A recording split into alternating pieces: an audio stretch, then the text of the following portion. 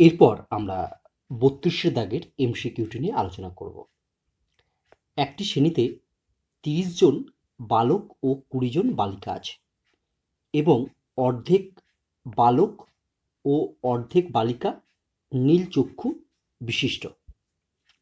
শ্রেণী থেকে উদ্দেশ্যহীনভাবে একজনকে নির্বাচন করা হলে সে বালক অথবা নীল চক্ষু বিশিষ্ট হওয়ার সম্ভাবনা হলো নিচের যে 4টে বিকল্প আছে তার মধ্যে কোনটি, সেটি আমাদের নির্বাচন করতে হবে। দেখো, একটা শ্রেণীতে বালক আছে হচ্ছে 30 জন আর বালিকা আছে হচ্ছে 20 জন। তাহলে ওই শ্রেণীতে মোট ছাত্রছাত্রীর সংখ্যা হচ্ছে 50 জন। 30 + 20 = 50। এবার বলেছে যে অর্ধেক বালক আর অর্ধেক বালিকার নীল চক্ষু বিশিষ্ট, অর্থাৎ 30 জন বালকের মধ্যে 15 জন বালকের চোখ হচ্ছে নীল আর 20 জন বালিকার মধ্যে অর্ধেক 10 জন বালকের চোখ হচ্ছে নীল। তাহলে নীল চক্ষু বিশিষ্ট হলো মোট 25 জন। চলো এবার আমরা এই প্রশ্নের উত্তরটি করে ফেলি। অ্যান্সার ধরি বালক হওয়ার ঘটনা এই, কারণ আমাকে দেখো উত্তর চেয়েছে বালক অথবা নীল চক্ষু বিশিষ্ট হওয়ার সম্ভাবনা, তাই আমরা প্রথমে ধরে নিলাম বালক হওয়ার ঘটনা হচ্ছে এ এবং নীল চক্ষু বিশিষ্ট হওয়ার ঘটনা বি। অতএব NA = 30, কারণ NA মানে ওই শ্রেণীতে কতজন বালক আছে। N of B = 25। কেন 25 হলো দেখো না, নীল চক্ষু বিশিষ্ট হওয়ার ঘটনা হচ্ছে বি। N of B মানে ওই শ্রেণীতে কতজন নীল চক্ষু বিশিষ্ট। দেখো, ছাত্রদের বা বালকদের অর্ধেক হচ্ছে নীল চোখ আর বালিকাদের অর্ধেক হচ্ছে নীল চোখ বিশিষ্ট।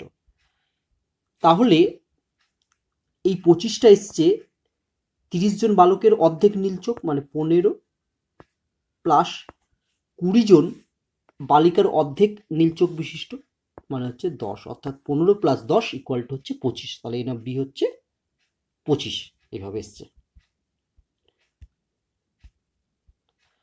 N of A intersection B হবে 15। N of A intersection B এটা মানে কি, এ মানে হচ্ছে বালক হওয়ার ঘটনা আর বি মানে হচ্ছে নীল চক্ষু বিশিষ্ট হওয়ার ঘটনা। তাহলে n of A intersection B বলতে বোঝায় সে বালক এবং নীল চোখ, অর্থাৎ দুটোই। এ ইন্টারসেকশন বি মানে বোঝাচ্ছে এখানে সে বালকও হবে আবার নীল চোখ বিশিষ্ট হবে। তাহলে সেটা কতজন হবে দেখো না, বালক আছে টোটাল 30 জন। এবার 30 জন বালকের মধ্যে 15 জন বালক হচ্ছে নীল চক্ষু বিশিষ্ট, তাহলে এই 15 জন হচ্ছে বালক আবার এই 15 জন হচ্ছে নীল চোখ বিশিষ্ট। তাহলে n of A intersection B হচ্ছে 15। আশা করি এই বিষয়টি তোমরা ভালোভাবে বুঝতে পারলে। এবার যদি আমরা ধরে নিই যে ওই শ্রেণী থেকে উদ্দেশ্যহীনভাবে একজনকে নির্বাচন করার ঘটনা হচ্ছে এস, সেটা আমি লিখলাম না কারণ আমরা অঙ্কগুলো সংক্ষেপে করব বলেছি। যে শ্রেণী থেকে উদ্দেশ্যহীনভাবে একজনকে নির্বাচন করার ঘটনা হচ্ছে এস, তাহলে NS = আমরা কত লিখতে পারবো দেখো, ওই শ্রেণীতে মোট ছাত্রছাত্রীর সংখ্যা হচ্ছে 30 + 20 50 জন। সেখান থেকে আমাকে একজনকে নিতে হবে। তাহলে 50 জন থেকে একজন নেওয়া যায় কত প্রকারে না, 50 জন থেকে একজন নেওয়া যায় হচ্ছে 50C1 এই প্রকারে। তাহলে NS = হচ্ছে 50C1। 50C1 মানে আমরা জানি হচ্ছে 50 মানে 50। তাহলে এবার আমরা পি অফ এ নির্ণয় করি। তাহলে পি অফ এ = কত হবে বলো তো, পি অফ এ মানে হচ্ছে NA/NS। তাহলে এখানে NA হচ্ছে 30/NS হচ্ছে 50। এরপর আমরা নির্ণয় করব P of B. P of B মানে হচ্ছে N of B by n of S. এখানে দেখো এন অফ বি এর মান হচ্ছে 25 আর এন অফ এস এর মান হচ্ছে 50। তারপর আমরা নির্ণয় করব P of A intersection B.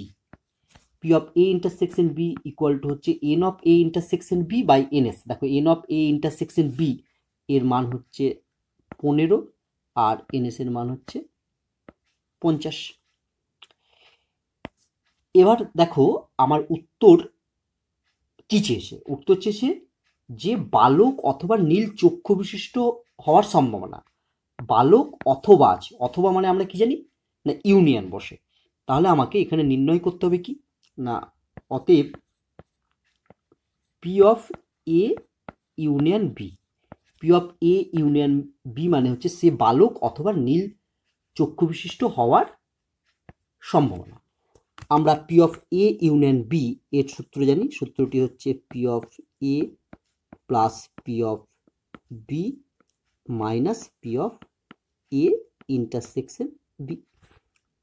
এবার আমরা সব মানগুলো বসিয়ে দিই। পি অফ এ এর মান হচ্ছে 30/50 প্লাস পি অফ বি এর মান হচ্ছে 25/50 minus P of E intersection B এর মান হচ্ছে 15/50। এটাকে যদি আমরা সিম্পলিফিকেশন করি তাহলে পাবো ইকুয়াল টু লসগু হবে 50 আর ওপরে ক্যালকুলেশন করলে আমরা পাবো হচ্ছে 30 প্লাস 25 মাইনাস 15 মানে হচ্ছে 40 ইকুয়াল টু 0 0 কেটে গেলে হবে 4/5। তাহলে দেখো যে বিকল্পগুলি আছে তার মধ্যে কোনটি সঠিক না সি এর অ্যান্সারটি সঠিক।